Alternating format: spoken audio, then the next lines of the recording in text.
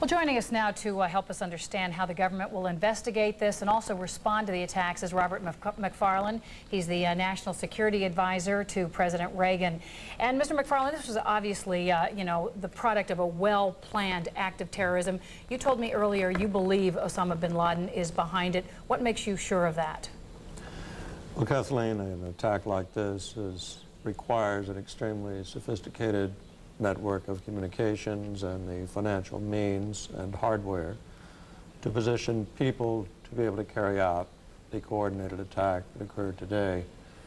There are only one or two cells with the financial means and the skills and training opportunities to be able to pull something like this off, and Bin Laden is one of the key figures. I asked you earlier on this same topic how long it would take for a terrorist group to plan such an attack, and I was actually amazed at your answer because I thought the time period was short. You told me 6 months.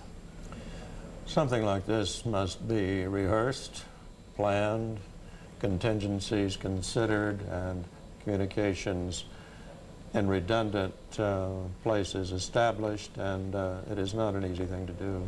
I want to take you back to 1993 and the first attack on the World Trade Center buildings, in which Bin Laden and some of his, people who worked for him around the world claimed responsibility.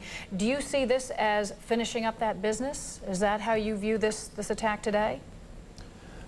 Well, I think that Bin Laden personally would want to demonstrate a vindication of this earlier attack and a demonstration to the world of what he will allege is the impotence of the American government. Bin Laden has a fanatical zeal to try to discredit our own government and all Western influence from throughout his region, and yet that '93 attack is something that he wanted to finish. And of course we have to remind ourselves he was also behind the attacks on the embassies in Africa.